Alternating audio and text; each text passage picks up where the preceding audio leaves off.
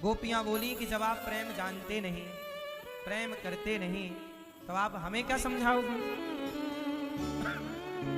प्रेम सबके बस का नहीं है। प्रेम प्रेम सब कोई कहे, प्रेम न जाने कोई। प्रेम गली जो जानते, प्रियतम का ही होय। आजकल प्रेम प्रेम कहते सब हैं, प्रेम जानते नहीं हैं। आजकल के लड़के लड़कियां क्या कहते हैं? आई लव यू, आपसे प्यार करते हैं। आई लव यू टू, बहुत प्यार करते हैं। इनसे पूछो कि भाई साहब प्रेम जानते हो? बहन जानती हो आई लव यू का मतलब? प्रेम का मतलब है, आजकल के लड़के लड़कियां करते हैं प्रेम। उनके प्रेम में जानते हो क्या होता है? आजकल लड़का लड़कियों के प्रेम के चक्कर में लड़की हो जाती है गर्भवती, प्रेग्नेंट हो जाती है। और प्रेग्नेंट होने के बाद डॉक्टर साहब बच्चा गिरवाना है, 5,000 ले लेना, जल्दी गिरा दो, नहीं चाहिए। तो ये कैसे हो गया? प्रेम प्रेम में हो गया। कैसे हो गया?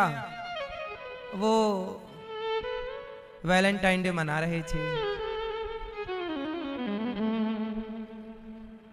हो गया।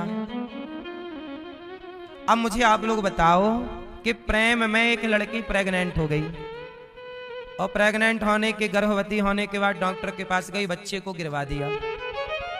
क्या प्रेम किसी की हत्या कराता है? अब आपने उस बच्चे की हत्या तो कर दी, आप तो दोषी बने, डॉक्टर से भी पाप कराया। डॉक्टर भी लोभ लालच में आके कर दिया, ले भैया दिला। आपने पाप किया, डॉक्टर ने भी सम्मिलित हो गया उस पाप में।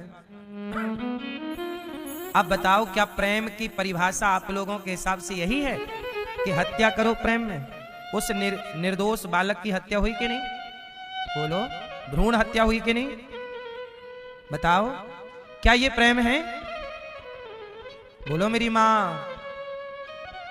ये प्रेम नहीं है, ये केवल हवस है, हवस, केवल वासना। आजकल के लड़का लड़की वासना को ही प्रेम समझ लेते हैं। पीतल को सोना समझ लिया। अब पीतल को सोना समझ लिया, इसमें सुनार की गलती है कि उस पीतल की गलती है कि समझने वाली की गलती है? बोलो बोलो, इसकी समझने वाले की गलती है। सुनार जानता है, वो धातु भी जान रही है कि मैं पीतल हूं, तुम नहीं जान रहे हो, तुम पीतल को सोना कहे जा रहे हो। ऐसे ही वासना तो पहले से वासना है, आपने ही वासना को प्रेम समझ लिया, और वासना को प्रेम समझ के भारत की कितनी लड़कियां फंस जाती हैं, लव जिहाद का शिकार बन जाती हैं। किसका शिकार हो जाती हैं? लव जिहाद। जिहाद क्या है? लव जिहाद का अर्थ है, लव मतलब प्रेम, प्यार। प्यार के नाम से आपको फंसाना। मुसलमान हिंदू बन करके लड़की को प्यार के झूठे जाल में फंसाया, लड़की फंस गई, ले जाके दूसरे देशों में लड़कियां बेच दी। कहा कि अब प्यार किया है, अब शादी भी हो गई। अब बाद में पता चला कि हमारा वाला तो, अब उसका नाम तो उसने बदल के रखा था कि अंकित नाम है, बाद में पता चला कि अब्दुल है। अब अब्दुल से कर लिया ब्याह। अब होगा क्या? वो लोग तुम्हारे मुंह पे गाय का मांस ठूसेंगे, क्योंकि जब तक तुम गाय का मांस नहीं खाते तब तक वो लोग तुम्हें मुसलमान नहीं मानते। पक्का मुसलमान तो वो मुसलमान को पक्का तब मानते हैं जब वो गाय का मांस खवा देते हैं। तो जितनी हिंदू लड़कियां इन मुसलमानों के चक्कर में लव जिहाद में फंसती हैं, उन्हें गाय का मांस खाना पड़ता है। और वो लड़कियां इतनी अज्ञानी हैं, मूर्ख कह सकते हैं। तुम्हें इतना समझ में नहीं आया कि कोई तुम्हें यूज कर रहा है प्रेम के नाम पर? प्रेम के नाम पर ही तो धोखा है, नहीं है? देखो ना, मछली पकड़ने वाला मछुआरा एक लोहे का कांटा लेता है, उसमें मांस का टुकड़ा लगाता है और डाल देता है पानी में। मछली को लगता है कि मांस है, गप से जाके खाती है, और खाती है तो उसके भीतर कांटा चुभ जाता है, निकाल लिया जाता है। ऐसे ही जैसे मांस के टुकड़े के पीछे कांटा था मछली को फंसाने के लिए, ऐसे लव का, प्यार का मुखौटा पहनकर आज सनातन की बहन बेटियों को फंसाया जा रहा है उस मछली की तरह। इसी को कहते हैं लव जिहाद। तो जिसे आप प्रेम कहती हो ना मेरी बहन, आई लव यू, बहुत प्यार करती हूं, तुम्हारे बिना रह नहीं सकती, ये सब केवल वासना है, कोई प्यार व्यार नहीं है। प्यार की परिभाषा यदि जानती हो तो जरा हमें बता दो, किसी लड़के से मिलना अकेले में, क्या ये प्यार है? ये वासना है। क्योंकि आप कैसे कहो कि ये वासना है? आप कैसे कहो कि मुझे चमड़ी की भूख लगी है? आपको संकोच भी तो होता है ना। समाज में आप थोड़ी कह सकते हो कि मैं जवान हो गई हूं, अब मुझे पेट की भूख कम लगती है, चमड़ी की ज्यादा लग रही है। ऐसा स्पष्ट तो आप बोल नहीं सकती हो कि मैं भूख मिटाना चाहती हूँ, चमड़ी की भाई साहब आ जाओ। ऐसा तो आप बोल नहीं सकते ना लड़के बोल सकते ना लड़कियां बोल सकती, दोनों मर्यादा में है। वो जब इस तरह से बोल नहीं सकते ना, तो वो फिर क्या करते हैं, इस वासना में प्रेम का पर्दा डालते हैं और प्रेम के नाम पर अपनी वासनाएं पूरी करते हैं और बोलते हैं कि हम प्यार कर रहे हैं।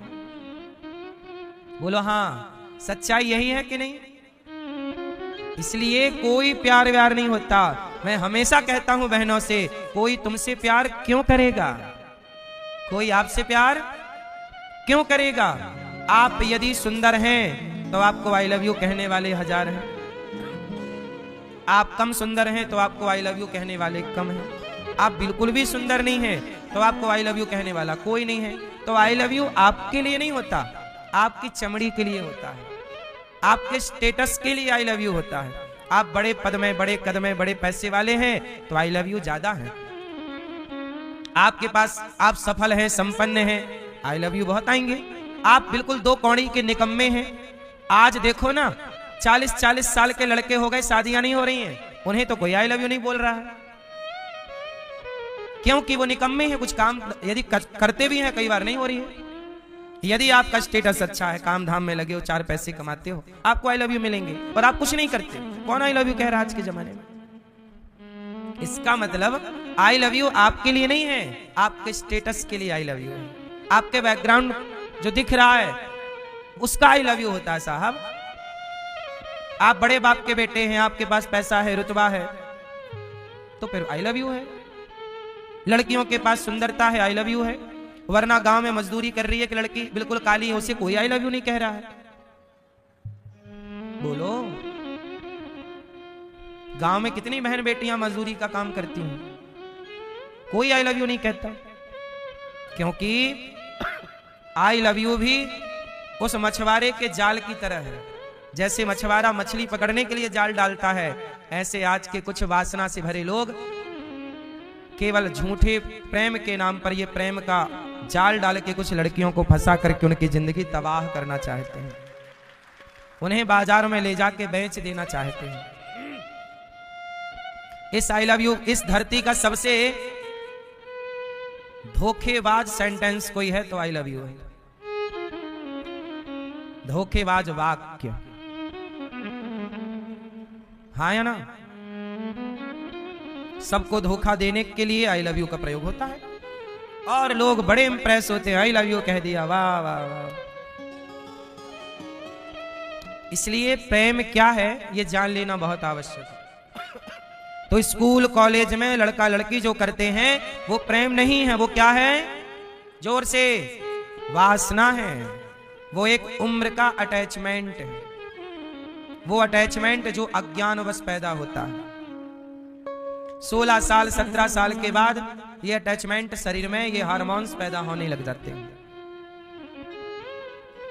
और ये सही ज्ञान गुरु ना मिले, सही मार्गदर्शन ना मिले तो इस उम्र में बच्चे गलत रास्ते पे चल पड़ते हैं। और सही ज्ञान मिल जाए तो लोग अपने को संभाल लेते हैं, कंट्रोल कर लेते हैं। ड्राइवर है, एक ड्राइवर वो जिसने गाड़ी को कंट्रोल कर लिया और दुर्घटना से बचा लिया, पर एक ड्राइवर लापरवाह था, कंट्रोल नहीं कर पाया, गाड़ी गिर गई खाई में। ऐसे ही आप कुछ समझदार हैं तो कंट्रोल कर लिया और बच गए अपने जीवन के बड़े हादसे से, नहीं कर पाए, खत्म। इसलिए प्रेम अलग है। चलो अब आते हैं प्रेम में। प्रेम क्या है जो प्रेम गली में। अब गोपियां जो करती हैं, गोपियों ने क्या किया? प्रेम। भरत जी ने क्या किया? प्रेम। हनुमान जी क्या करते हैं? मीराबाई ने क्या किया? शबरी ने क्या किया? केवट ने क्या किया? यह है प्रेम। प्रेम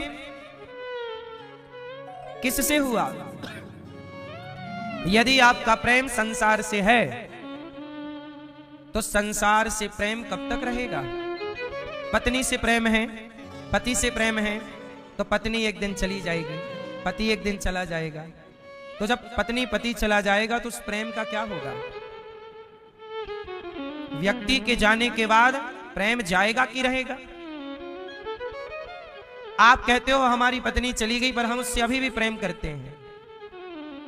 आप उसे प्रेम नहीं करते, आप उसे याद करते हैं। आपने याद को प्रेम नाम दे दिया। जैसे वहां लड़का लड़की ने वासना को प्रेम कह दिया, ऐसे कुछ लोग याद को प्रेम कह देते हैं, मोह को, अटैचमेंट को प्रेम। जैसे दादी का पोते से बड़ा प्यार है, लगाव है, मेरा पोता तेरे बिना रहती नहीं हूं, बिना दादी बिना पोते को खवाए खाए ना, बिना सुलाए सोए ना। बड़ा प्यार है दादी का पोते से, लेकिन वहां दादी का प्रेम नहीं है पोते से। वहां दादी जो प्रेम कह रही है वो प्रेम अज्ञानवश कह रही है, वहां दादी का मोह है। दादी का पोते से क्या है? उस मोह को लोग प्रेम कह रहे हैं। अब देखो कंफ्यूजन कितनी बड़ी है। आप लोग वासना को प्रेम समझते हैं, याद को प्रेम समझते हैं, अटैचमेंट को प्रेम समझते हैं और मोह को प्रेम समझ लेते हैं। अब जबकि ये सब अलग अलग है, प्रेम बिल्कुल अलग है। प्रेम क्या है?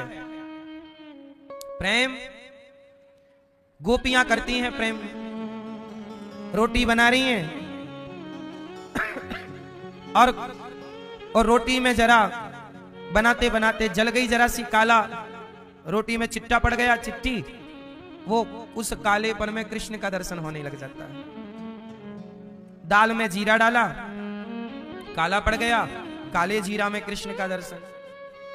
खड़ी हैं, खड़े खड़े ध्यान लग जाता है, आंखें खुली हैं, आंखें खुली खुली कदम को देखती हैं, देखो यहां हमारा कन्हैया बैठता था, उन्हें बैठे हुए दिखते हैं। ये प्रेम है।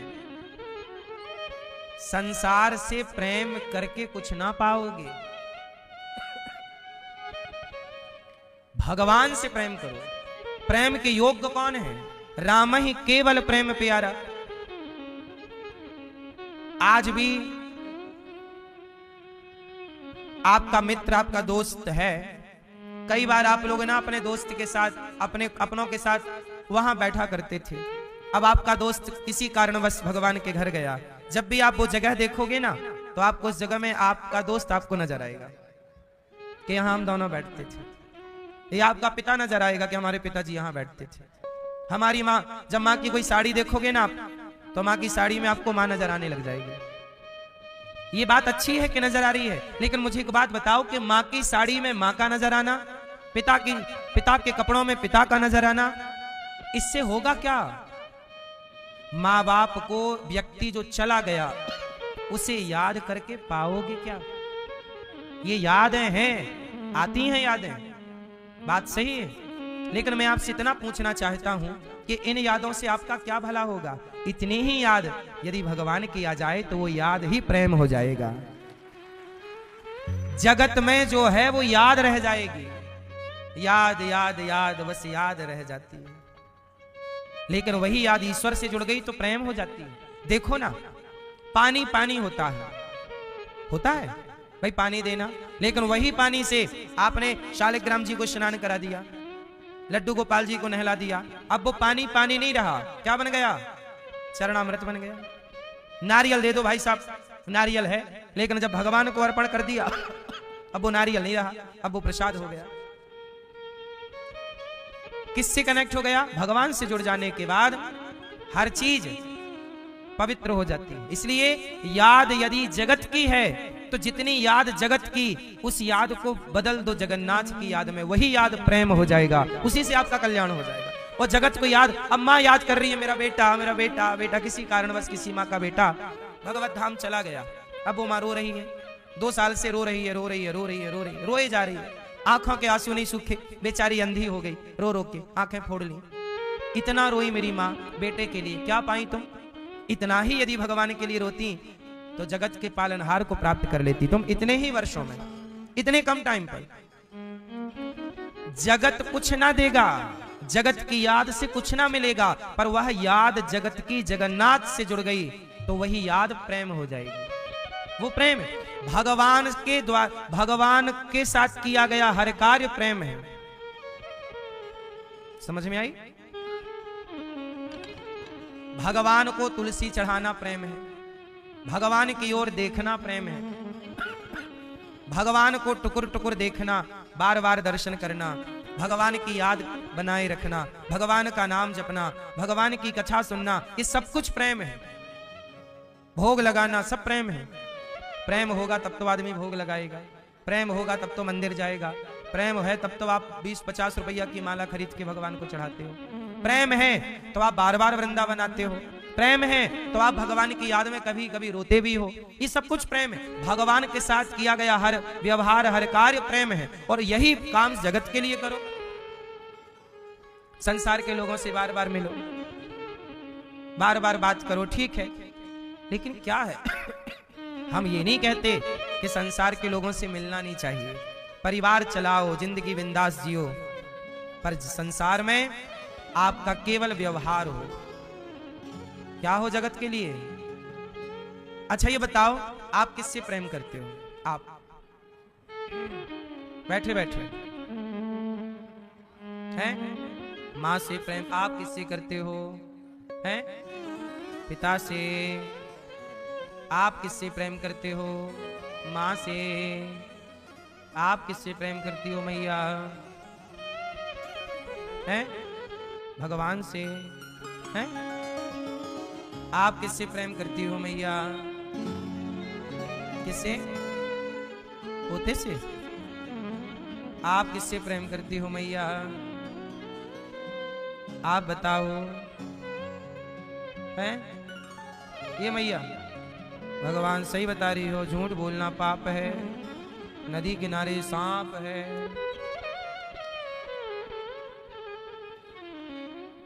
आप लोग कह रहे हो कि आप माँ से प्रेम करते हो।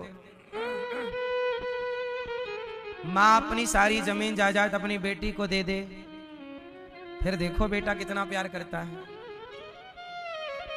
बाप तुम्हें 1 इंच ना दे, फिर देखो बेटा बाप से कितना प्यार करता है। बोलो हाँ। बाप भलो ना भैया, सबसे बड़ो रुपया। यही सच्चाई है, आप मानो ना मानो। इस धरती का जितना भी प्रेम है संसार का, हर प्रेम में स्वार्थ है कि नहीं?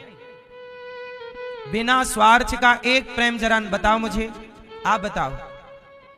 भैया बताएंगे हमारे चश्मा वाले, कोई प्रेम संसार का आपको ऐसा नजर आया जहां स्वार्थ ना हो? एक रिश्ते का नाम बता दो, फिर हम विश्लेषण कर देंगे। बैठे बैठे माँ और बेटे का, माँ बेटे में स्वार्थ नहीं होता। अरे माँ चाहती है कि मेरा बेटा बड़ा होके मुझे पानी दे, मेरी सेवा करे, ये माँ का स्वार्थ ही तो है। माँ, एक माँ के 2 बेटे हैं, तो जो बेटा ज्यादा कमाता है, मैं सबके लिए नहीं बोलता, पर 95% माता पिता उस बेटे की ओर झुके होते हैं जहां ज्यादा पैसा है। बोलो हाँ, सही है। मतलब माँ बाप के 2 बच्चे हैं, दोनों को दूध पिलाया है, लेकिन फिर भी माँ बाप का एक की तरफ ज्यादा झुकाव हो जाता है, क्योंकि ये स्वार्थी संसार है। यहां माँ बाप का दोष नहीं बोलता मैं, ये संसार का वातावरण, डिजाइन ऐसी है इस जगत की। यहां स्वार्थ लाग करें सब प्रीति, सुर नर मुनि जन की यह रीति। यहां स्वार्थ से है सब कुछ। माँ बेटे के बीच में भी एक बारीक सा स्वार्थ है। माना कि स्वार्थ कम है पर है। भाई भाई में स्वार्थ है, पिता पुत्र में स्वार्थ है। बहुत बारीकी से समझोगे तो पता लगेगा। कितने बेटे हैं जिन्होंने अपने बाप पर केस कर रखा है, जाओ कोर्ट। कितने बाप हैं जिन्होंने बेटों पे केस कर रखा है। कितनी माँ हैं जिन्होंने बेटों पे केस कर रखा है, और कितने बेटे हैं जिन्होंने माँ पे केस कर रखा है। और सबके मूल में है संपत्ति। सबके मूल में क्या है? फिर बाप भलो ना भैया, ऐसे ही थोड़ी कह दी गई हैं बातें। इसलिए संसार का हर रिश्ता स्वार्थ से। इसलिए कहता हूं, संसार यदि स्वार्थी है तो संसार के आगे ना, स्वार्थी यदि दुनिया है तो आप भी स्वार्थ पूरा करते हो, अच्छे से करते रहो। प्रेम क्यों लगा रहे हो? जगत में प्रेम खर्च ना करो। इसलिए माँ के साथ अच्छा व्यवहार करो, अच्छे बेटे बनो। बाप के साथ अच्छा व्यवहार करो, अच्छे बेटे बनो। पत्नी पति के साथ अच्छा व्यवहार करो, अच्छी पत्नी अच्छे पति। अच्छा व्यवहार यदि आपका है तो रिश्ता गुजर जाता है, चल जाता है। प्रेम भगवान से शुद्ध प्रेम। गोपियां भगवान की याद में रो रही हैं। उन्हें तो बेटा परिवार सब कुछ है। देखो है, हम ये नहीं कहते सब छोड़ दो। गोपियों ने कुछ छोड़ा नहीं। याद रखना साहब, एक होता है छोड़ना, एक होता है छूट जाना। छोड़ना और छूट जाना।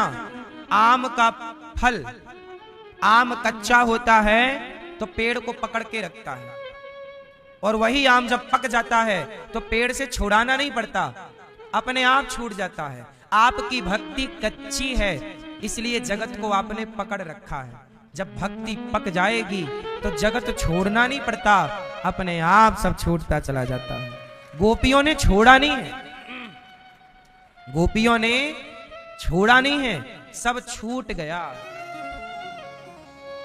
साधु संतों ने कुछ छोड़ा नहीं है। यदि पक्का साधु है तो उसने छोड़ा कुछ नहीं होगा, सब छूटता चला गया। जैसे आपका लड़कपन छूट गया, आपको पता ना लगा। अच्छा, जब आपका लड़कपन छूटा था तब कुछ दर्द हुआ था? जा रहा है, जा रहा है, गया। जवानी छूटी, कुछ दर्द हुआ? जा रही है, जा रही है, गई। पता भी नहीं चला आपको और आपकी जवानी छूट गई। पता भी नहीं चला आपको, आपका लड़कपन छूट गया। ऐसे ही जब आप लड़कपन से जवानी, जवानी से बुढ़ापा में प्रवेश किए, ये छूटना ही तो है। ऐसे ही जैसे लड़कपन छूट गया, आपको पता नहीं लगा, ऐसे संसार छूट जाए पता ही ना लगे। यही संसार में रहने का मजा है। जवानी छूट गई, पता नहीं लगा। एक दिन सब छूटेगा। केवल लड़कपन छूटा, जवानी छूटी नहीं, ये शरीर भी छूटेगा। इस शरीर के जितने संबंधी हैं वो भी छूटेंगे। नहीं छूटेगा कोई तो केवल भगवान है जो कभी नहीं छूटते।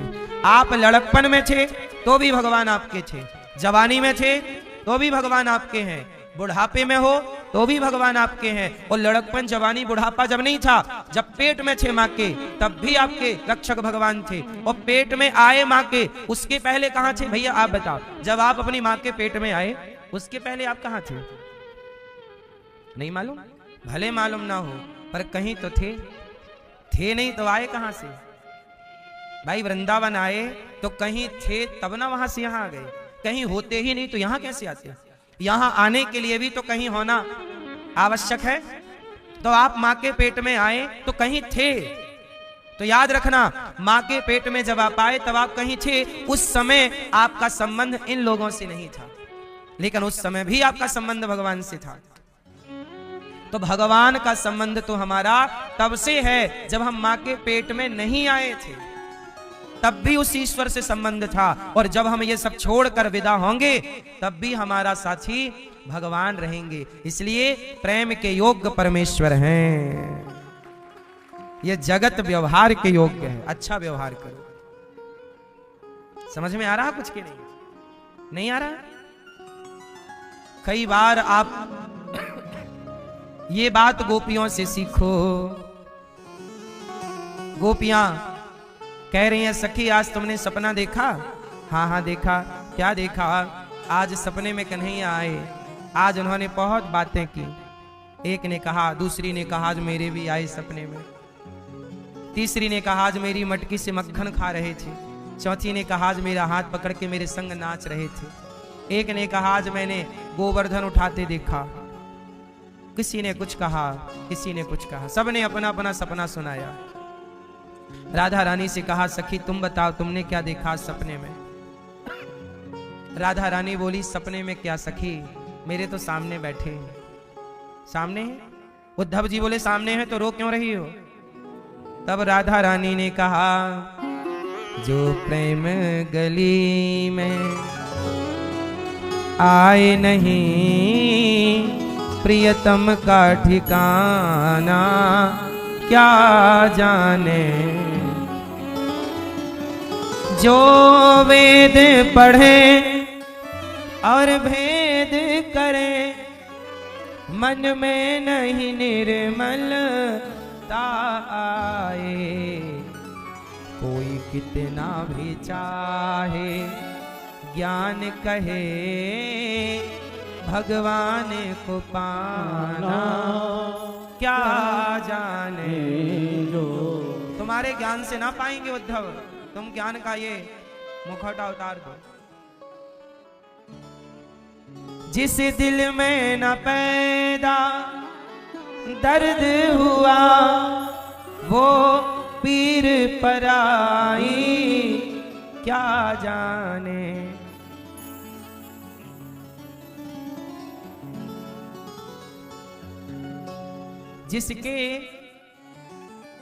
जिसके कभी पीर भई ही नहीं, पीर मतलब दुख, वो पीर पराई क्या जाने। बेटी को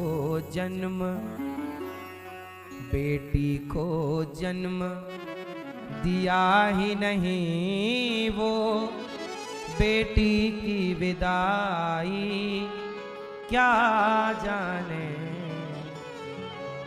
जिसने बेटी को जन्म दिया ही नहीं, वो बेटी की विदाई क्या जाने। बेटी की विदाई कौन जानता है? जो बेटी का बाप है। जिस बाप के भाग्य में बेटी नहीं, वो बेटी की विदाई। अब उद्धव तुम क्या जानो कि हम क्यों रो रही हैं? बेटी का बाप क्यों रो रहा है, ये वो बाप क्या जाने जिसकी बेटी नहीं है। अब बेटी का बाप रो रहा, बेटी विदाई, उसका दोस्त था, उसके बेटी नहीं थी, तो वो बिना बेटी वाला बोला, काहे रो रहा है मित्र? बोले मित्र बेटी विदा हो रही है। बोला यार ये तो विदा होना ही थी। और तुझे कैसे समझाएं, तेरी तो बेटी ही नहीं है। उसे समझाया ही नहीं जा सकता। कुछ चीजें सब नहीं समझ सकते। क्यों समझ सकते हैं? सबके बस का नहीं है। जैसे स्त्री को बच्चा पैदा करने में कितना दर्द होता है, ये पुरुष कभी नहीं समझ सकता। क्यों नहीं समझ सकता पुरुष? क्योंकि पुरुष को वो दर्द कभी हुआ ही नहीं। इसलिए कुछ चीजें हैं जो सबके समझ की नहीं है। उसे कुछ समझते हैं तो कुछ नहीं समझते। ऐसे गोपियों के प्रेम को गोपियां समझती हैं। गोपियों का प्रेम गोपियों जैसा प्रेमी समझ सकता है, उद्धव जैसे ज्ञानी नहीं। तब गोपियों ने कहा, उद्धव ये तो प्रेम है, ये तो प्रेम की बात है उद्धव।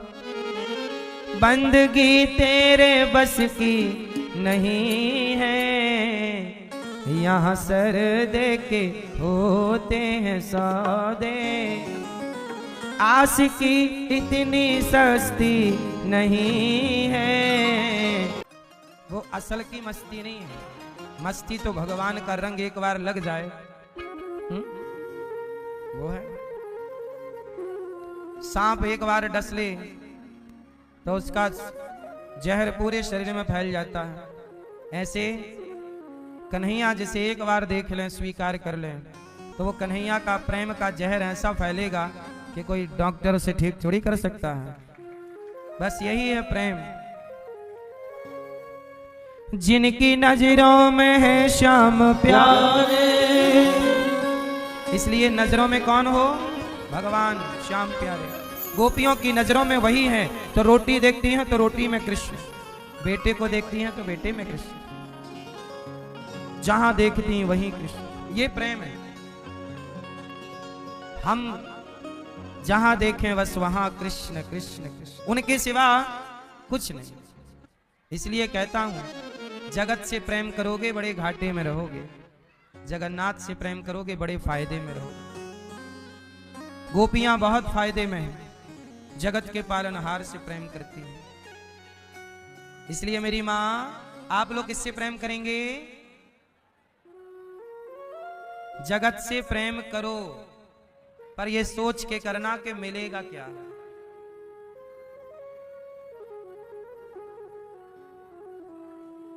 इसलिए गोपियों ने जब उद्धव जी को प्रेम का पाठ पढ़ाया ना, ब्रज रज में उद्धव जी लौट गए। कहा कि अब मुझे वृंदावन से नहीं जाना। आए थे एक दिन के लिए, 6 महीने रुके उद्धव जी, और गोपियों के प्रेम के पाठ में ज्ञान का पाठ भूल गए। हमें अब ज्ञान नहीं है। इस प्रेम में ही गोपियों से कहा, राधा रानी अब हमें अपने से दूर ना करो। उद्धव जी जब वृंदावन से वापस गए, कन्हैया से बोले, कन्हैया चलो। हाथ पकड़ लिया कन्हैया का, चलो। कहां चले? बोले चलो वृंदावन। आप क्या कर रहे हो मथुरा? आपसे प्रेम करने वाली गोपियां तो वृंदावन में हैं। प्रेम क्या होता है मैंने देख लिया। आपके लिए इतना रो रही हैं वो। आप कितने निष्ठुर हो गए कन्हैया। तब भगवान बोले, उद्धव मैं निष्ठुर नहीं हूं, तुम्हारी आंखों में घमंड का, ज्ञान के अभिमान का पर्दा था, उस पर्दे को हटाने के लिए मैंने आपको वृंदावन भेजा था। देख लिया ना हमारी गोपियां हमसे कितना प्रेम करती हैं। वो भोजन बनाए तो हमें याद करें, वो बिस्तर पर लेटे तो हमें याद करें। यही भक्ति है। भगवान को भूल जाना ही दुख है, और भगवान को याद रखना ही भक्ति है और परम सुख है। इसलिए काम करिए, सारे जिम्मेदारियां पूरी करिए जो जिम्मेदारी ईश्वर ने दी है। बस अंतर इतना आएगा कि जरा सा बदलाव करना है आपको। क्या करना है? काम आप करिए सारे। ओ भैया, ओ छोरा, ए लाला, चला रहे हो मोबाइल? मोबाइल ना चलाओ भाई। सुन लो, ओ छोटू सुन ले बेटा, सुनो। भगवान ने उद्धव जी के घमंड को, अभिमान को मिटाने के लिए वृंदावन भेजा। जाओ, और कहा कि मैं अपनी गोपियों से दूर थोड़ी हूं। भगवान ने दिव्य वृंदावन का दर्शन अपने हृदय में ही करा दिया, है ना। भगवान का वृंदावन कहां है? भगवान के शरीर में ही। आप ये समझ लो कि भगवान के हृदय में ही आप लोग बैठे हैं। ये वृंदावन भगवान का घर है। इसलिए उद्धव का अभिमान मिटा, प्रेम का रंग चढ़ा। तब भगवान उद्धव जी को लेकर द्वारिका गए। द्वारिका जाना था भगवान को, तो द्वारिका में हमारी गोपियों की बात करेगा कौन? इसलिए भगवान ने पहले उद्धव जी को वृंदावन भेज के प्रेमी बना लिया। प्रेमी नहीं बनते तो वहां भी बहकी बहकी बातें उद्धव जी करते। कम से कम अब प्रेम की बातें तो करेंगे। मेरी मां, भगवान बड़े दयालु हैं। वो आपकी पूजा पाठ पर रीझें ना रीझें, पर वो आपके प्रेम पर रीझ जाते हैं। किस पर रीझ जाते हैं? देखो ना, माता शबरी, उस शबरी के पास कौन सा ज्ञान था? कौन सी पूजा की विधि थी? ना पूजा की विधि थी, ना कोई ज्ञान था। बेचारी प्रेम ही तो करती। और प्रेम से जूठे बेर खवाए तो ठाकुर खाए कि नहीं? राम जी खाए कि नहीं? शबरी के प्रेम को भगवान ने स्वीकार किया। विदुरानी के प्रेम के छिलके खाए। सुदामा तो बड़े ज्ञानी थे, पर सुदामा ने ज्ञान की कोई बात का प्रयोग नहीं किया। सुदामा जानते थे कि मेरे ज्ञान से क्या होना है, कन्हैया तो सर्वशक्तिमान है, परम ज्ञानी है, हम कितना जानते हैं। इसलिए सुदामा सूखे चिवड़ा लेकर के गए द्वारिका, चावल, और भगवान खाए। किस पर रीझ गए? सुदामा के प्रेम पर। केवट के प्रेम पर रीझे के नहीं? केवट बोला पार ना लगाऊंगा, पांव धुलवाओ पहले। केवट के प्रेम पर, जटायु के प्रेम पर। ऐसे मेरी मां, ज्ञान के बल तो हम ना पाएंगे, जप तप के बल हम ना पाएंगे, भक्ति हमारी इतनी है नहीं कि हम भगवान को पालें, लेकिन भगवान से सच्चा प्रेम कीजिए। प्रेम में सब कुछ सही है। फिर उद्धव को लेके भगवान द्वारिका चले गए। सच बताओ, आप भगवान से प्रेम करते हो कि नहीं? आप में से कितने लोग प्रेम करते हैं भगवान को? कितना प्रेम? आप नहीं करते? कितना प्रेम करते हो? कितना? बहुत?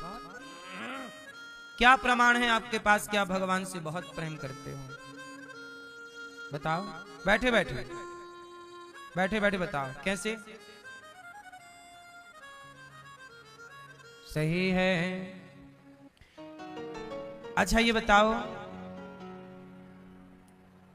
प्रेम मीराबाई को था, क्या मीराबाई भगवान के सिवा कुछ चाहती थी?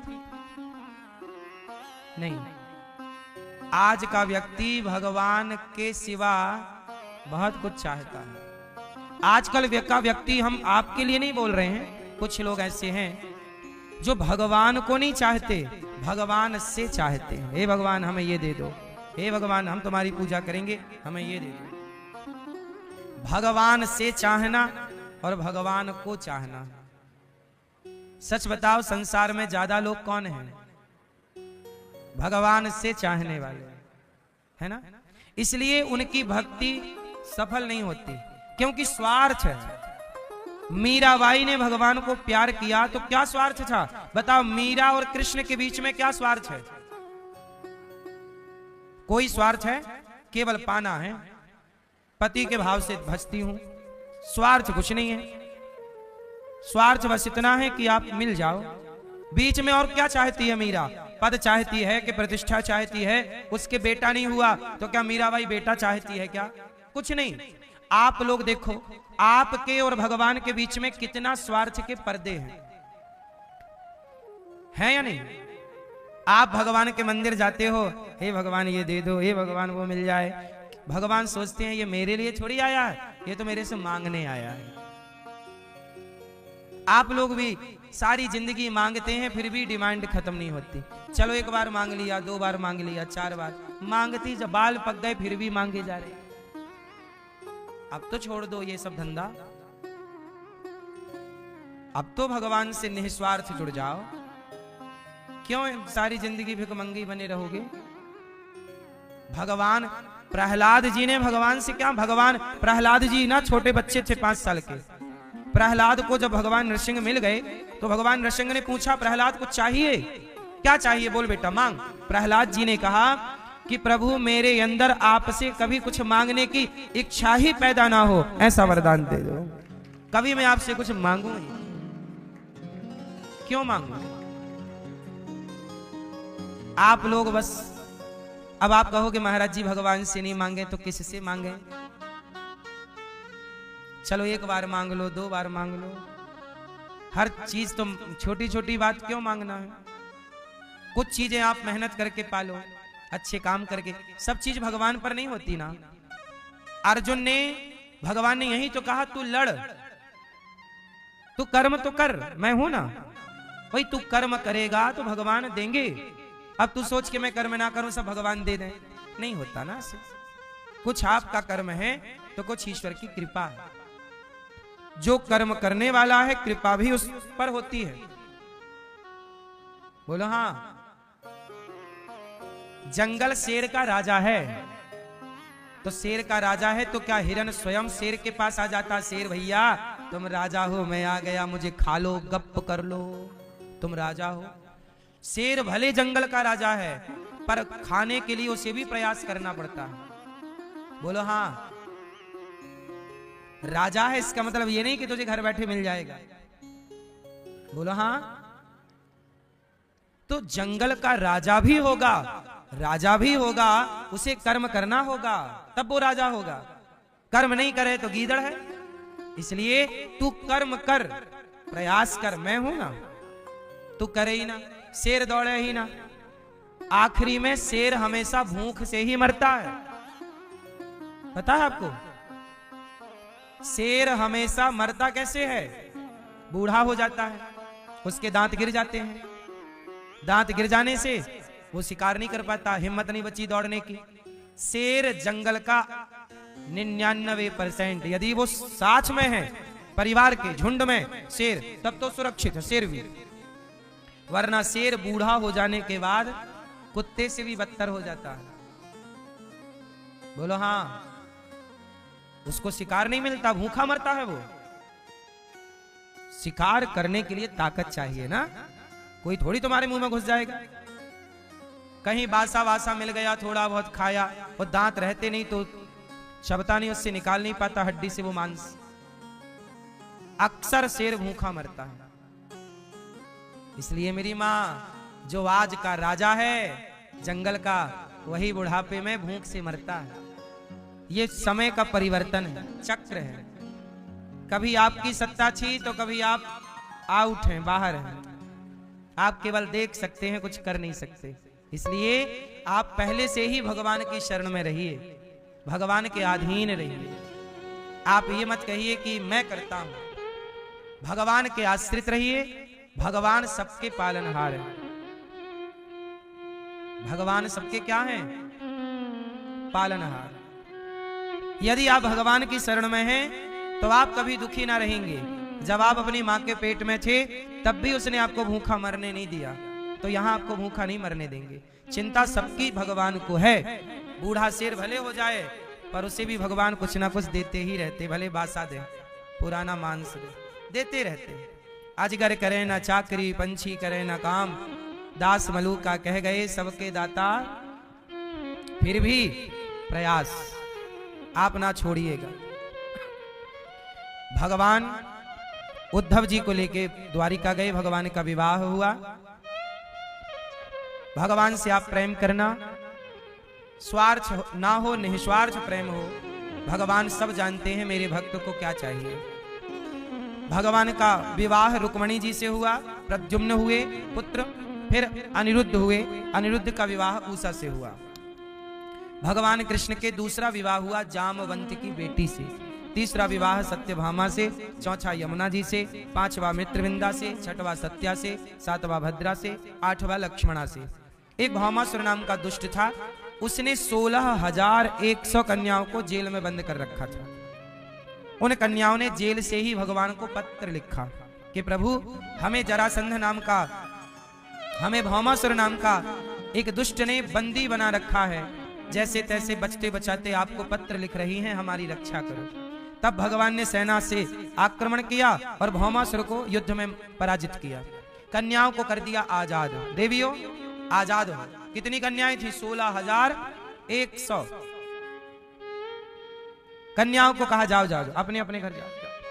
कन्याओं ने कहा प्रभु अब हम कहीं जा नहीं सकते, हम यदि अपने घर जाएंगी तो लोग ताने मारेंगे, कहेंगे कि तुम तो दूसरे पुरुष के पास रहकर आई हो, पता नहीं तुम शुद्ध हो कि अशुद्ध हो।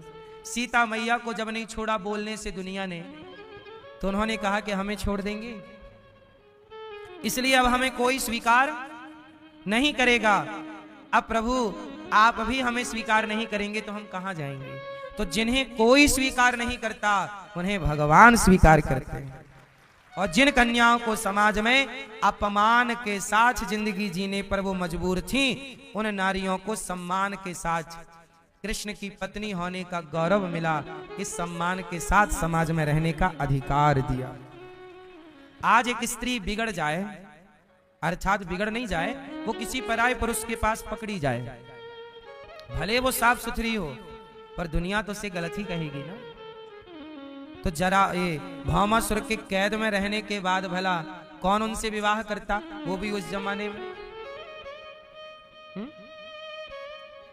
तो भगवान ने उनसे विवाह किया जिससे कोई विवाह करना नहीं चाहता था, जिनका समाज में अपमान था।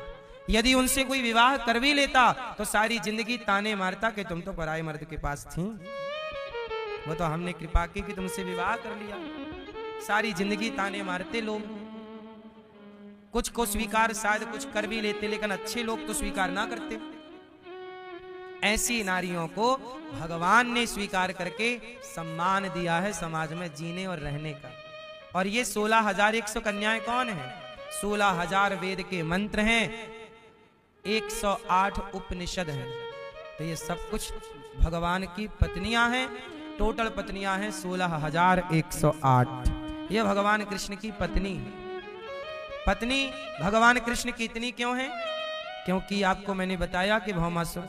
दूसरा कारण है कि जन्म जन्म तक जो भगवान को चाहता है पति के रूप में, अब जैसे मीराबाई पति रूप में चाहती है, तो क्या मीरा को पति बनकर नहीं मिलेंगे? अगली द्वापर की लीला में अगला जो भगवान का 16,108 सखियों से विवाह होगा, उन 16,108 में एक मीरा भी होगी अगले राउंड में, जो अगला कृष्ण अवतार होगा। क्योंकि युगे युगे भगवान के अवतार जैसे सतयुग, त्रेता, द्वापर, कलयुग, 4 ही युग तो हैं। अब कलयुग के बाद फिर सतयुग आ जाएगा, सतयुग आएगा, त्रेता आएगा, द्वापर, फिर कलयुग, फिर सतयुग, ऐसे चक्कर चलता है। तो ऐसे युगों में किसी किसी युग में भगवान कृष्ण का अवतार रिपीट होता है। कृष्ण कोई एक बार छोड़ी आए इस धरा पर, पिछले किसी और द्वापर में भी आए। जैसे राम त्रेता में आए, तो राम त्रेता में तो आएंगे, पर किसी किसी त्रेता में आते हैं और किसी किसी त्रेता में नहीं आते। जैसे इस बार राम जी आए थे, और राम जी आए और रावण को मारा। अब राम जी ने रावण को मारा, बोलो हाँ। अच्छा, आप लोग कितने रावणों के बारे में जानते हो? कितने रावण हुए? एक बार तो रावण कौन बना? जय और विजय श्राप के कारण रावण बने। एक बार रावण कौन बना? जलंधर रावण बना, वृंदा का पति। एक बार रावण कौन बना? शिव के गण नारद जी के शाप से रावण कुंभकर्ण बने। एक बार रावण ब्राह्मणों के शाप के कारण प्रताप भानु नाम का राजा रावण बना। तो रावण एक थोड़ी है, रामचरितमानस में ही 4 रावणों की कथा है। ओ लाला, काहे इतना शोर कर रहे हो बेटा? ओ छोरा छोरी, सुन लो बेटा। कितने रावण हैं? बहुत। 4 तो हमने गिनाए, जो हम गिना नहीं सकते वो भी बहुत। तो हर बार कभी राम आए तो जय विजय नाम के रावण को मारा, कभी आए तो प्रताप भानु नाम के रावण को मारा। ऐसे राम का अवतार किसी किसी त्रेता में होता रहता। ऐसे भगवान कृष्ण का अवतार। तो अगले अवतार में जो मीराबाई हैं, वो भगवान की 16,108 पत्नी में कोई एक पत्नी मीरा हो जाएगी। ऐसे ही जो अन्य युगों में स्त्रियां प्रभु को भाव से, पति भाव से भजती हैं, उन सबको जब कुल योग जोड़ा तो 16,108 आया, उनसे विवाह कर लेते हैं भगवान। एक अवतार इनके लिए होता है, विवाह के लिए होता है। क्या करें, अब कोई विवाह की जिद करे तो भगवान उसकी जिद पूरी करेंगे। इसलिए आप लोग भी भगवान से एक रिश्ता जोड़ लो। भाई पुत्र जो बनाना है, जो भगवान को भाई के भाव से भजती हैं, उन्हें भगवान द्रौपदी बना देते हैं, सुभद्रा बना देते हैं। जो पुत्र के भाव से भजती हैं, उन्हें यशोदा। अगली बार की लीला में भगवान आपको यशोदा बना सकते हैं। आपको सुभद्रा लीला में ले लें, आओ हमारे सरोल में आप आ जाओ। यही तो ईश्वर की स्वीकृति है, यही स्वीकार करना। इस तरह से भगवान के 16,108 विवाह, और हर रानी से एक एक बेटी। अब जो भगवान में पिता का भाव देखती हैं लड़कियां के प्रभु आप हमारे पिता, उनको भगवान अपनी बेटी बना लेते हैं। इसलिए एक एक बेटी, 16,108 बेटियां हैं भगवान कृष्ण की, और बेटे भी हैं। एक रानी से 10-10, 16,108 गुणित 10 कर लो, बेटों की संख्या आ जाएगी। ये सब भगवान के संबंधी है। इस तरह से भगवान का परिवार है। और भगवान इतना बड़ा परिवार लेके चल रहे हैं, 16,108 पत्नियां हैं, लेकिन भगवान फिर भी मुस्कुरा रहे हैं। और आप लोग एक ब्याह करके मुंह लटका लेते हैं। थोड़ा मुस्कुराया करिए। क्यों आप मुस्कुराते हैं कि नहीं? भगवान कितने विवाह हुए फिर भी वो मुस्कुरा रहे हैं। और यहां आज का आदमी एक विवाह के बाद परेशान है। सही है? सही है? नहीं सही? भगवान ने रुक्मणी जी से बढ़िया प्रेम से बात करते। जितनी पत्नियां हैं उतने कृष्ण बन के रहते हैं भगवान, सबके साथ अलग अलग। भगवान ने बाणासुर पर कृपा की। राजा नृगो नाम नरेंद्रोहा, इक्ष्वाकु वंश के राजा हैं नृग। भगवान ने राजा नृग पर कृपा की और नृग ने गौदान किया, जिसके कारण उन्हें भगवान कृष्ण का साक्षात्कार हुआ। जो आप लोगों से हम कहते हैं कि हमेशा जीते जी पुण्य करते रहा करो, गौदान जीते जी जरूर करना। राजा नृग ने गौदान किया तो भगवान की प्राप्ति हुई। आप लोग भी जीते जी गौदान कर लेना। गाय की पूंछ पकड़ के ही वैतरणी पार होती है। आप में से किसी ने बचपन में गैया चराई है? तो गैया चराई होंगी तो गैया बारिश में नदियों में नदी से पार हो जाती है। कई बार गैया चरने के लिए नदी के उस पार चली जाती है। तो आप लोग कैसे पार होते हैं? हम बचपन में गैया चराते थे और गैया जब पार जाती तो हम भी पूंछ पकड़ लेते गैया की, तो आसानी से गैया नदी पार करे तो हम भी पार हो जाएं। ऐसे ही नदी पार गैया चरती तो हम भी नदी उसकी पूंछ पकड़ के पारी तो नहीं, क्योंकि बारिश में नदियों का पाट चौड़ा होता है, तैर पाना संभव नहीं होता इतना लंबा। तैरना आता तो है हम लोगों को, लेकिन थोड़ा आधा तैर लेते हैं, आधा गैया सहयोग कर देती है। तो जैसे गैया की पूंछ पकड़ के ये वाली नदी पार होती है, ऐसे जो गौ सेवा करते हैं, गौदान करते हैं, उनकी बैतरणी नाम की नदी पार होती है गौदान से। इसलिए गौरी गोपाल गौशाला में आया करो, गौदान किया करो। मार्गशीर्ष माह चल रहा है, अगहन, सारे पापों का हनन करने वाला ये माह है। आप तुला दान कर सकते हैं इस माह में। जितना आपका वजन है उतने वजन का चारा, दलिया गाय को दान करने से जीवन की सारी जितनी भी समस्याएं हैं सब खत्म हो जाती हैं। शरीर में नहीं, लोग कहते अलाह बलाह भगवान जाने क्या क्या। तुला दान करने से ये सारी अलाह बलाह सब गैया उसे खा के पचा देती है। इसलिए बच्चों का आपका तुला दान। भगवान राजा नृग पर कृपा करते हैं क्योंकि गौदान किया। एक बार पांडरक नाम के एक राजा को, जो गलत तरीके से भगवान बन के घूमता, पांडरक नाम का एक दुष्ट व्यक्ति था, वो भगवान बन के घूमता रहता, वो अपने को भगवान समझता था। अच्छा एक बात बताओ, भगवान कौन है? कौन है भगवान? आप बताओ भगवान कौन? Who is God? कौन है ईश्वर?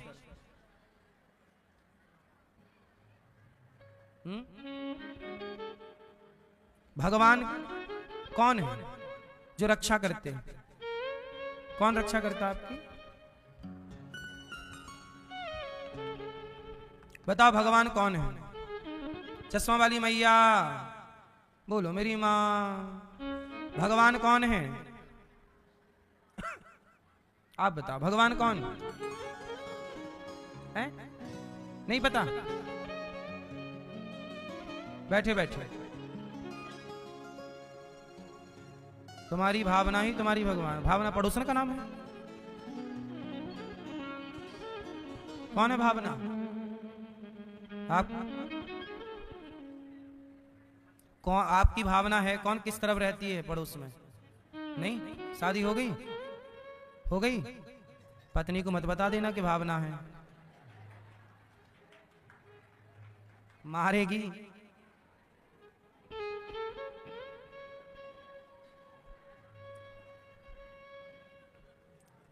भगवान किसे कहते हैं? पीछे वाले भैया, ए छोरा तुम बताओ बेटा, स्कूल के बच्चे आए हैं आज, चलो बताओ बेटा, भगवान किसे कहते हैं? हैं? किसको? बेटा आप बताओ, कि जो मोबाइल चला रहे थे ना भैया, आप बताओ किसे कहते हैं भगवान?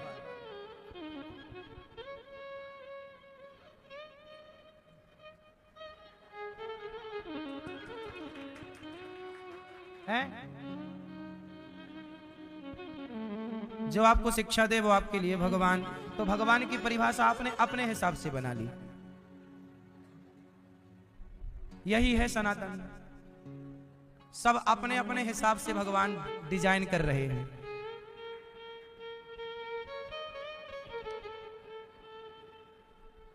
कितना सिंपल क्वेश्चन है, भगवान किसे कहते हैं? पूछा जा रहा है सनातनियों से। अरे भगवान किसे कहते हैं? राम को, कृष्ण को भगवान कहते हैं। भगवान किसे कहते हैं? राम को भगवान कहते हैं, कृष्ण को भगवान कहते हैं, नारायण को भगवान कहते हैं। ये कहां तुम्हारी आवना भावना घुस रही है? राम को भगवान, भगवान कौन है? भगवान कौन है? भगवान कौन है? कृष्ण, राम, नारायण। भगवान कौन है? भगवान शिव। 5 नाम याद कर लो। भगवान विष्णु, भगवान शंकर, माता दुर्गा, गणेश जी और भगवान सूर्य। सनातन में ये पंचदेव उपासना होती है। यदि आप इन 5 की सेवा करते हैं या 5 में किसी एक की उपासना करते हैं तो आप सही हैं। भगवान विष्णु मतलब भगवान विष्णु के 24 अवतार में कोई एक, राम, कृष्ण, नरसिंह, वामन, कोई भी। भगवान शंकर, शंकर बोले तो शंकर बोले तो 12 ज्योतिर्लिंग, शंकर जी बोले तो हनुमान जी, बात एक ही। दुर्गा, दुर्गा मतलब 52 शक्तिपीठ। कोई भी देवी की आप उपासना कर रहे हैं, यदि वो देवी दुर्गा माँ है, काली माँ है, कामाख्या माँ है, भद्रकाली है, वो देवी है। चौथा गणपति बप्पा, गणेश जी। और 5वें भगवान सूर्याय नमः, आदित्याय नमः। सनातन में इन 5 की पूजा होती है और ये 5 भगवान की कोटि में है। ये 5 किसकी कोटि में है? और ये 5 एक ही हैं। चूंकि व्यवहार में 5, जैसे उंगलियां 5 हैं पर 5 उंगलियां एक ही हाथ से जुड़ी हैं। मूल में हाथ एक है, ऊपर व्यवस्था के लिए 5 हैं। उसी तरह मूल में एक भगवान श्रीमन नारायण है। एक नारायण जब व्यवस्था करते हैं तो अपने को 5 भागों में डिवाइड कर लेते हैं। इसलिए शिव पुराण पढ़ो तो शिव जी के द्वारा सृष्टि दिखाई पड़ती है। देवी भागवत पढ़ो तो देवी जी के अनुसार, गणेश पुराण पढ़ो तो गणेश जी के अनुसार, विष्णु पुराण पढ़ो तो भगवान विष्णु से। तो आप लोग कंफ्यूज हो जाते हैं कि ऐसा उसमें लिखा, ऐसा। कंफ्यूज होने की जरूरत नहीं है। कल्प कल्प का भेद होता है। कल्प, अब आप देखो सत्संग नहीं करोगे तो आप ये नहीं जान पाओगे कल्प किसे कहते हैं। और जब तक कल्प नहीं जानोगे तब तक सनातन का मूल ज्ञान नहीं जान सकते। आप लोग कल्प जानते हो? जानना चाहो तो हम बता दें। कल्प कल्प का भेद है। कैसे? कल्प किसे कहते हैं? ब्रह्मा जी के एक दिन को कल्प कहते हैं। ब्रह्मा जी का एक दिन कितना बड़ा होता है? एक दिन में 1000 बार चतुर्युग बीत जाते हैं। चतुर्युग मतलब सतयुग, त्रेता, द्वापर, कलयुग। सतयुग, त्रेता, द्वापर। जैसे 7 दिन बीत जाएं तो सप्ताह कहते हैं, 30 दिन बीत जाएं तो माह कहते हैं, 365 दिन बीत जाएं तो वर्ष कहते हैं। उसी तरह जब 1000 बार चारों युग बीत जाएं उसे एक कल्प कहते हैं। एक कल्प में 14 इंद्र होते हैं। मतलब देवताओं के राजा कौन है? इंद्र। स्वर्ग में 14, ब्रह्मा जी का एक दिन इतना बड़ा है कि एक दिन में 14 इंद्र बदल जाते हैं। 14 मनवंतर। जैसे ये वर्तमान में वैवस्वत मनवंतर चल रहा है। श्वेत वाराह कल्प चल रहा है। समझ में बात आई? अब पुराणों में अलग अलग कल्प की कथा है। किसी कल्प में भगवान विष्णु ने सृष्टि की, किसी कल्प में शिव जी ने सृष्टि की, तो कहीं गणेश जी ने, तो कहीं दुर्गा जी ने। जैसे घर का काम कभी जेठानी ने वही काम किया तो कभी आज देवरानी ने कर लिया, कभी उन्होंने वही काम किया तो कभी इन्होंने। काम वही है, सृष्टि उत्पन्न करना, पालन करना, संहार। ऐसे कभी इन्होंने कर ली तो इनके बारे में शिव पुराण में लिख गया, देवी जी ने कर ली तो देवी पुराण में लिख गया। इसलिए हमारे पुराणों को समझना हो तो कल्प कल्प के पुराण हैं। कोई एक ही कल्प के सारे पुराण नहीं है। कोई पुराण उस कल्प की बात कहता है, कोई पुराण इस कल्प की बात कहता है, कोई पुराण उस, मतलब हमारे यहाँ हजारों करोड़ों वर्ष पुरानी परंपरा जीवित है। अब इसी विज्ञान को तो, इसी साइंस को तो सनातनियों को समझना था, पर वो समझ नहीं पाए। इस अज्ञानता का परिणाम क्या है? अब जैसे स्कूलों में बच्चों को पढ़ाते हैं कि डार्विन ने कह दिया कि आप बंदर की संतान हो, तो मान लिए कि बंदर की संतान, तुम्हारे पूर्वज बंदर थे, ऐसा पढ़ाया गया। भाई बंदर की संतान हम लोग नहीं है, क्योंकि अब स्कूल में यही पढ़ाया जाता है। ये प्रश्न आएगा तो लिखना पड़ेगा डार्विन, वरना नंबर कट हो जाएगा। लेकिन सच्चाई ये नहीं है। सच्चाई ये है कि हम बंदरों की संतान नहीं है साहब, हम ऋषि मुनियों की संतान है। इसलिए हमारे यहां गोत्र होता है। अच्छा बच्चों ये बताओ, आप लोगों ने मोहनजोदड़ो हड़प्पा संस्कृति पढ़ी है? हैं? कितने साल पुरानी है वो? अच्छा, कौन सी पुस्तक को 5000 लिख गया है?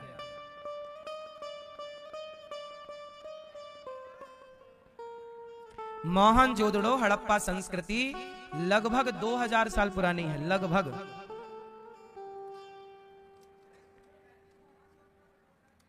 जरा सोचिएगा, भारत की जितनी भी संस्कृति है, दुनिया की संस्कृतियों की मैं बात करूं, आप मोहनजोदड़ो हड़प्पा संस्कृति उठा लीजिए, आप मुसलमानों की उत्पत्ति की हिस्ट्री उठा लीजिए। मुसलमान कब धरती पे आए, अर्थात कब वो देखे गए, तो 1400 साल पहले हिजरी के अनुसार। ईसाई कब देखे गए? 2000, आज 25 चल रहा है, तो 2025 साल पहले ईसाइयों का प्रमाण मिला। आप ये समझ लीजिए, ईसाइयत कब आई? 2000 साल पहले। और इस्लाम कब आया? 1400 साल पहले। पर सनातन कब आया? मोहनजोदड़ो हड़प्पा संस्कृति कब आई? चलो चलो, बच्चों ने बोला 5000 साल, तो मान लेते हैं थोड़ी देर के लिए। 5000 साल पहले यदि मोहनजोदड़ो हड़प्पा संस्कृति आ गई, तो जरा सोचो कि हमारे यहां तो राम सेतु 8 लाख साल पुराना है। सनातन के अवशेष तो मोहनजोदड़ो के पहले भी थे। राम सेतु कितना पुराना है? लाखों साल पुराना। और तुम बात और सुनो, अभी पानी के भीतर द्वारिका मिली है। मोदी जी पूजा करने भी गए थे। उस द्वारिका की जब खोज हुई, सर्च हुआ, तो पता लगा कि वो द्वारिका 5500 साल पुरानी है। भागवत जी में लिखा है कि जब भगवान कृष्ण गए तो जाते ही भगवान ने पानी में द्वारिका को डुबा दिया। जो भागवत जी में लिखा था कि द्वारिका पानी के अंदर है, अब वो द्वारिका पानी में मिल गई, तो सही साबित हो गया ना कि भागवत जी में जो लिखा है वो सही लिखा है। मिल आज रहा है, पर बातें लिख दी गई पहले, क्योंकि जिन्होंने लिखा वो सब जानते थे। और आज खोज हुई तो द्वारिका 5000। अब सोचो कि कुरुक्षेत्र में महाभारत कब हुआ? कृष्ण के टाइम पे। कृष्ण कब थे? 5500 साल पहले। तो हमारा इतिहास जब लाखों साल पहले से मौजूद है, तो हम क्यों कहें कि हम बंदर की संतान हैं? भाई जिसका इतिहास मौजूद ना हो वो कहे कि हम बंदर की औलाद हैं। आप भटक गए, आपको आपके पूर्वजों का कोई इतिहास नहीं पता। हम सनातनियों को तो सब पता है, इसलिए हम क्यों मान लें कि हम बंदर की संतान हैं?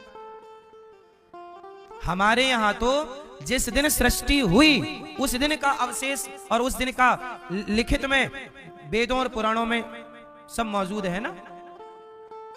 ये कोई सामान्य बातें नहीं है साहब, बहुत गंभीरता से आपको समझना पड़ेगा। अच्छा बताओ, बच्चों बताओ, पृथ्वी चपटी है कि गोल? कब पता लगा कि गोल है? हैं? क्या? देखो, ये बच्चों को पढ़ाया गया किसी वैज्ञानिक का नाम कि उसने बताया पृथ्वी गोल है, इसने कहा कि पृथ्वी गोल। अब ये बच्चों को, इन बच्चों को अपना, अब गलती इनकी नहीं है, गलती पढ़ाने वाले जो हमारी सरकार ने जो शिक्षा नीति बनाई वही गलत है। दुनिया को पता कब लगा कि पृथ्वी गोल है? कुछ साल पहले दुनिया मानती थी पृथ्वी चपटी है। पृथ्वी गोल है जब सैटेलाइट छोड़ी गई, जब ऊपर से देखा गया तब पता चला पृथ्वी गोल है। सोचिएगा, उसके पहले दुनिया मानती थी पृथ्वी चपटी, लेकिन तब भी सनातन कहता था नहीं जी। जब सैटेलाइट नहीं थी, जब कोई वैज्ञानिक युग नहीं था, तब भी मैं मतलब सनातन कहता कि पृथ्वी गोल है। बात समझ में आई? मतलब इन बच्चों ने आज जो पढ़ा है ये हमारे सनातन में हजारों साल पहले पढ़ा दिया गया है।